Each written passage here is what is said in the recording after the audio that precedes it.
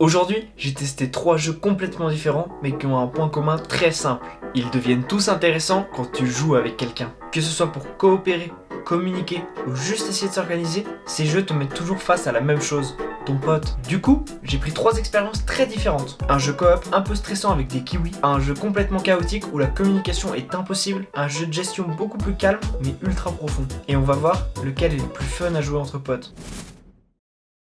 Tu connais ce jeu où tu contrôles un kiwi et où tu dois gérer du courrier? Non mais vraiment, un kiwi dans un bureau de poste. Et ce jeu, c'est Kiwi. Et franchement, j'avais envie de t'en parler. Parce qu'au début, tu comprends pas trop. Tu dis que ça va être un petit jeu, un peu tranquille, un peu mignon. Mais en fait, pas du tout. En gros, tu contrôles un petit kiwi qui travaille dans un bureau de poste au milieu de l'Australie. Et ton objectif, il est simple sur le papier. Tu dois trier le courrier, gérer des colis, écrire des lettres, mettre les bonnes étiquettes et tout envoyer au bon endroit. Donc dit comme ça a l'air facile. Sauf que le problème, c'est que t'es un kiwi. Donc tu dois tout faire avec ton corps, ton bec, tes petites pattes, et là tu comprends. Tu comprends que ça va être compliqué. Parce que chaque action prend du temps. Il faut se déplacer, il faut viser correctement, il faut coordonner tes mouvements. Et en plus de ça, t'es pas tout seul. Tu joues avec un pote. Donc imagine, toi, t'essayes d'écrire un mot, ton pote appuie sur les mauvaises touches, le courrier s'accumule, les colis partent pas au bon endroit, et là, t'as plus rien qui va. Et au début, ça va encore. Vous apprenez, vous vous adaptez, mais plus tu avances, plus le jeu devient compliqué. Parce que les saisons changent, et chaque saison rajoute ses propres problèmes. T'as du vent, des tornades, la jungle qui envahit le niveau, des fois même le niveau est sous l'eau. Et là, tout est ralenti, tout est en désordre, et vous êtes juste là à essayer de survivre. Et c'est ça qui est drôle, parce que plus c'est le chaos, plus vous rigolez. Et en plus, t'as des petits objectifs cachés. Tu peux débloquer des cosmétiques, personnaliser ton kiwi, mais pour ça, faut faire des actions spécifiques dans les niveaux.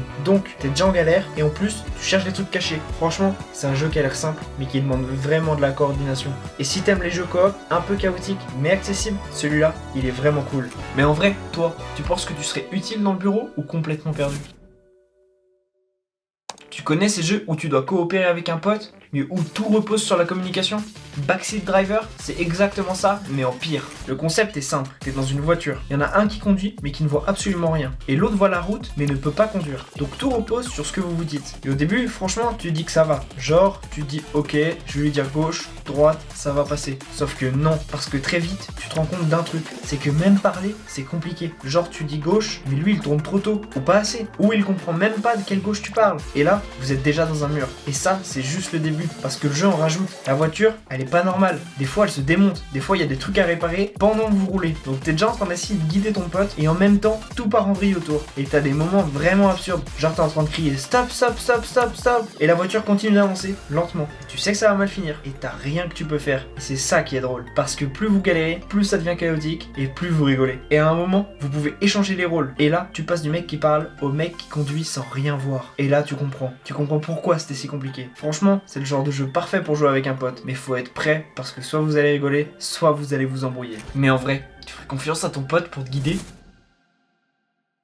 Tu connais ce genre de jeu où tu pars de rien et petit à petit tu construis ton propre système? Bah, Hydronir, c'est exactement ça. Au début, t'as juste un terrain un peu vide, quelques outils et tu dois commencer par creuser pour trouver des ressources, principalement de l'or. Donc tu fais simple, tu creuses, tu récupères un peu de minerai, tu le vends et tu gagnes de l'argent. Et au début, tu te dis, ok, ça va être tranquille. Sauf que très vite, tu comprends que tout faire à la main, c'est impossible. Donc tu commences à automatiser, tu installes les machines, des systèmes pour transporter les ressources, des filtres, des convoyeurs et ton petit terrain devient un vrai système industriel. Mais Hydronir, c'est pas juste du minage. Tu peux aussi acheter différents terrains pour agrandir ton espace et construire ta propre base comme tu veux. Tu peux même bâtir ta maison, la personnaliser, créer ton propre petit monde autour de ton exploitation. Et il y a aussi un côté agriculture. Tu peux faire pousser des légumes, les récolter, les intégrer à ton économie. Donc tu as vraiment un mélange entre construction, gestion et optimisation. Et ce qui est encore mieux, c'est que le jeu est jouable en coopération. Donc tu peux jouer avec un pote et là ça change tout. Parce que vous pouvez vous répartir les rôles. Un qui creuse, un qui construit, un qui optimise les machines. Mais comme toujours, si vous n'êtes pas organisé, ça devient vite le bazar. Et pour encore plus de contenu, le jeu a un DLC officiel qui ajoute une nouvelle map complète. Donc encore plus d'espace, encore plus de liberté, encore plus de choses à construire. Et c'est ça qui rend Hydronir intéressant, parce qu'au début,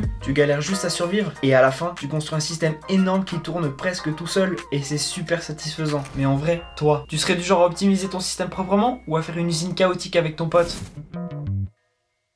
Et au final, ces 3 jeux montrent un truc assez simple. Peu importe le type de jeu, le vrai gameplay, c'est souvent ton pote. Dans Kiwi, c'est la coordination. Dans Backseat Driver, c'est la communication sous pression. Et dans Hydronir, c'est l'organisation, la construction ensemble. Et c'est ça qui change tout. Parce qu'un jeu peut être simple ou complexe, mais avec quelqu'un, il devient complètement différent. Et franchement, c'est ça qui rend ce genre de jeu aussi fun. Mais maintenant, la vraie question, parmi les 3, lequel tu penses tu pourrais supporter sans perdre patience? N'hésite pas à me le dire en commentaire. Et si tu veux voir d'autres vidéos similaires qui parlent de jeux ou de technologie, n'hésite pas à t'abonner. Moi c'était Nastri, on se voit la prochaine, ciao.